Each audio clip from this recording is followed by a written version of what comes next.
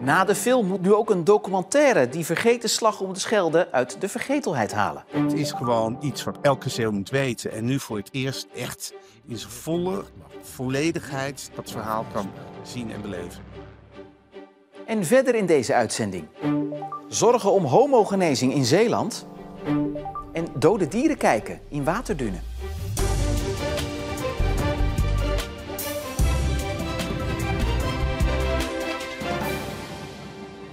Goedenavond. Het is een film die iedere Zeeuw moet gaan zien, volgens de makers. Het Grote Offensief.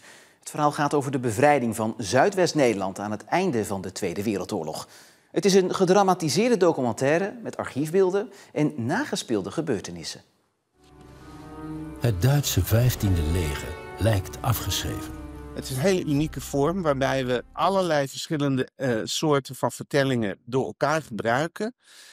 Dus je ziet archiefmateriaal, dat snijdt hard op een scène die we hebben opgenomen. Dat snijdt hard op sets waarin de bevelhebbers bewegen. En al die dingen werken door elkaar. Ja, dat is een unieke vertelling, heel spannend. Die slag om de Westerschelde, dat is een ongelooflijk gecompliceerde situatie. Dus ik heb daar heel lang naar zitten kijken, hoe moet ik dat in vredesnaam doen? Hoe moet ik daar een kop en staart aan geven met al die operaties? Bovendien heeft de luchtmacht van de geallieerden daar vrij spel. En dat zat hem dus in de beslissingen van die bevelhebbers. Ik begreep dat het echt een schaakspel werd, waarin een zet en een tegenzet tot allerlei consequenties leiden. Dus ik heb het op die manier aangevlogen als een schaakspel. Toch stelt het Eisenhower niet gerust. Door Monty's onverwachte successen is de Amerikaanse opperbevelhebber gaan twijfelen aan zijn eigen intuïtie. Dit is zo'n belangrijk verhaal over wat er in Zeeland gebeurd is. Het is nooit verteld. Daarbij is het ook nog een heel belangrijk verhaal over het verloop, het einde van de Tweede Wereldoorlog. Voor het eerst echt in zijn volle volledigheid dat verhaal kan zien en beleven. Iedereen moet daarin, elke Zeeuw. Ja, gaan we door naar Vlissingen. Daar staat voor ons Anke Tannihatou, want daar is straks de film voor het eerst te zien. Maar Anke, de rest van het land moet daar nog dik een maand op wachten.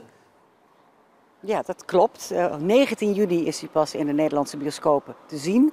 We krijgen dus vanavond een soort bijna affe versie te zien. Hij is in de laatste montagefase. Er moeten nog wat puntjes op de i. Maar de makers vonden het toch heel belangrijk om de film nu al hier te laten zien. Omdat we nou eenmaal nu gewoon 80 jaar vrijheid herdenken in Zeeland. En daar is deze film uiteindelijk voor gemaakt. Ja, is die soort van première vanavond met alle toeters en bellen, inclusief rode loper? Ja, de rode loper is zojuist 2 minuten geleden uitgerold. Nou, natuurlijk komen er mensen die aan de film hebben meegewerkt. De notabelen, de burgemeesters, commissaris van de Koning Hugo de Jonge, oud-politicus Jan-Peter Balkenende en 200 jongeren uit alle hoeken van de wereld. Want die gaan de komende 2 dagen in het kader van de vrijheid met elkaar praten op de internationale jongerenvrijheidsconferentie. En die gaan een verdrag samenstellen. Het verdrag van Middelburg voor een betere wereld en een vreedzame toekomst. En dat verdrag gaan ze vervolgens dan in juli weer overhandigen op de NAVO-top in Den Haag. Dus eigenlijk zou je kunnen zeggen dat de oorlogsfilm die straks van start gaat ook een soort startschot is voor een vredesmissie. Mooie woorden. Anke, dankjewel. Bij de brand in een woning in Zonnemerre gistermiddag is illegaal vuurwerk gevonden. Het gaat om een krat met onder meer Cobra-vuurwerk. Het vuurwerk was van een 16-jarige jongen die op vakantie was in Zonnemerre. Het vuurwerk was niet de oorzaak van de brand. Dat was een smeulende accu. Het vuurwerk is in beslag genomen en ligt nu in een depot van de explosieve opruimingsdienst en wordt op een later moment tot ontploffing gebracht. De koper van de vakantieparken van Peter Gillis kan niet onder de koop uit. Dat heeft een rechter bepaald. Vakantiepark Marina Beach in Hoek is één van de parken die bij de koop inbegrepen zit. De koper wilde de koop ongedaan maken omdat op een deel van de parken beslag is gelegd door de Belastingdienst. Daardoor hadden financiers van de koop zich teruggetrokken. Maar daar heeft de rechter geen oren naar en vindt dat de koper zijn verplichtingen gewoon na moet komen. Gillis zou zijn parken voor 185 miljoen euro hebben verkocht.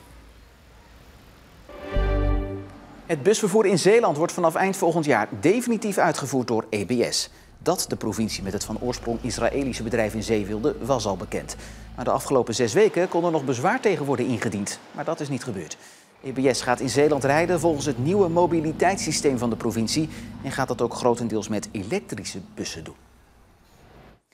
Een stukje Engeland aan de Zeeuwse kust. Dat wordt binnenkort werkelijkheid. In Domburg dan toch. Want daar wordt een kunstwerk gebouwd, geïnspireerd op de bekende Stonehenge in Salisbury. Op dit moment wordt de laatste hand gelegd aan de ronde en ovale bouwwerken die doen denken aan de oude steentijd. Het is een cadeau van Stichting Kunst in Domburg aan de gemeente Veren. Het beeld moet iedereen inspireren. Hij heeft hier ook een groep gemaakt waar het ook niet helemaal duidelijk is. En hij geeft het ook niet prijs, want het is ook aan de bezoeker, aan de kijker zelf, om daar ervaringen op te doen, te kijken en te beleven. Het maakt op mij een enorme indruk. En wat maakt een indruk? Het is een reflectie van heel veel gedachten die iedereen zelf kan invullen.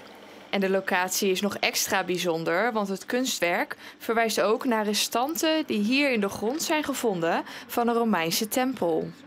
En het verschil van al de beelden duidt op alle verschillende soorten mensen die hier op het eiland verzeild geraakt zijn in al die 2 eeuwen.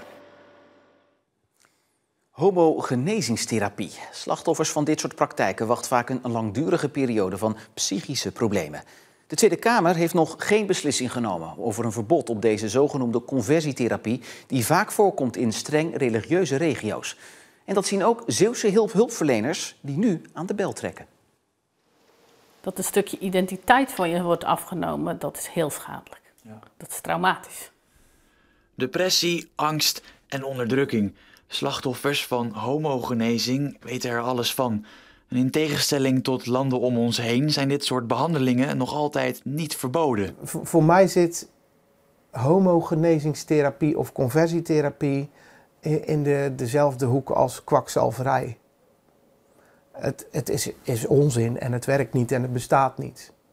Johan Bonen heeft de gevolgen van zo'n behandeling al een paar keer van dichtbij meegemaakt. Hij is roze hulpverlener en helpt LHBTI-mensen met hun worstelingen. Slachtoffers van homogenezingstherapie zijn voor hem niet onbekend. Het enige wat het oplevert zijn beschadigde traumatische mensen. Homogenezing komt vaak voor in kerkelijke kringen. De verhalen die bekend zijn van slachtoffers zijn schrijnend. Zo wordt geprobeerd iemands geaardheid te veranderen met bijvoorbeeld duiveluitdrijving of zeer indringende gebedssessies. Je hebt de gekste verhalen, heb ik er al over gehoord, wat betreft therapieën. Zoals? Ja, dat zie je proberen door een soort opnieuw door een baarmoeder heen te duwen en weet ik, ja, heel vreemd voor mij. Ondanks alles is een meerderheid op een wetsvoorstel geen zekerheidje. Met name de christelijke oppositie stelt zich kritisch op. Er is sprake van een definitieprobleem. Welke handelingen vallen onder conversiehandelingen en welke niet? Dus eigenlijk is het denk ik al belangrijk om samen te duiden van wat is nou eigenlijk homogenezing of wat is conversietherapie? En daarbij komt dat die praktijken plaatsvinden achter gesloten deuren. Handhaven wordt dus moeilijk en het blijft hierdoor onduidelijk op welke schaal het wordt uitgevoerd. Ik zeg niet dat dat hier dagelijks voorkomt, maar het komt wel voor. Jacqueline Riedijk werkt voor Wijde Kerk, een landelijk steunpunt voor slachtoffers. Maar in Zeeland heeft nog niemand om hulp gevraagd. Ja, dat baart me wel zorgen, want ik denk dat het dus heel veel onder, ja, ik sta hier op een kleed, onder het kleed wordt gewogen als het ware, letterlijk en figuurlijk. Dus dat we het er maar niet over hebben, want dan is het er niet, zeg maar. Terwijl het er wel zeker degelijk zal zijn. Volgens Johan Bonen heeft dat vooral te maken met de angst om verstoten te worden. Wat mij opvalt is dat ze beginnen met hun eigen weg te durven kiezen, maar daardoor de omgeving kwijtraken. Hè? Dus verstoten worden door familie en door de kerk. Daardoor in eenzaamheid belanden. Die vinden geen aansluiting meer. En die identiteitscrisissen die kom ik regelmatig tegen hier. Ze hopen allebei dat het wetsvoorstel een meerderheid haalt. Dan is het compleet anders, want vanuit de vogelhut in het natuurgebied Waterdune kunnen bezoekers sinds deze week niet alleen naar vogels kijken in het gebied, maar ook 2 kadavers spotten. En die zijn daar niet voor niks neergelegd. Ze dienen namelijk als voedsel voor andere dieren. Ik dacht eerst dat het een soortachtig groter dier was. Dat iets op een hond leek of zo. Maar toen keek ik en het waren eigenlijk 2 kadavers. Ja, dat was wel raar. Want ja, je ziet daar zo 2 kadavers liggen en dan denk je, wat doen die daar? Nou, die kadavers van een zeehond en een bruinvis liggen daar onder het mom van dood doet leven. Dus zo'n dier wordt neergelegd, daar komen allemaal insecten op af. Die gaan er larven in leggen, die larven eten het vlees op. Op die larven komen weer kevers af die de larven eten, daar komen weer vogels op af. Op het vlees zelf komen ook weer grotere zoogdieren af. En zo is het echt een heel systeem. Eerdere proeven zijn al uitgevoerd op het strand bij Oranjezon, op de Slikken van de Heen, Neeltje Jans en nu dus ook in Waterdune. Uiteindelijk is het de bedoeling dat we gewend raken aan dit beeld. Ons ideaalbeeld zou zijn dat we inderdaad over een paar jaar zeggen, nou langs heel Nederland, heel de kust en ook in het binnenland waar dieren gewoon doodgaan, op de plek waar ze doodgaan, daar mogen ze blijven liggen. Worden ze weer deel van het systeem en ook weer opgenomen in de natuur.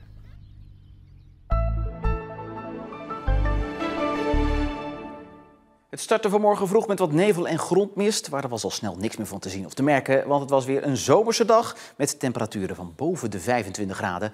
En Westdorpen was uiteraard weer de warmste plek van Zeeland met 28 graden. Morgen ook nog zonnig, maar wel wisselend warm, want op Schouwen-Duiveland wordt het maximaal 20 graden. Maar in Zeeuws-Vlaanderen wordt nog met gemak de 25 graden aangetikt. Ja, met dit soort temperaturen lonkt natuurlijk het strand, maar een frisse duik in de zee zit er daar nog niet in, omdat het zeewater daar nog te koud voor is. Waarschuwen althans de reddingsbrigades. Maar het buitenzwembad is dan een goed alternatief. En op onze site vind je een overzicht van welke buitenbaden in Zeeland al open zijn voor die verkoelende duik en welke er in de komende dagen nog gaan volgen.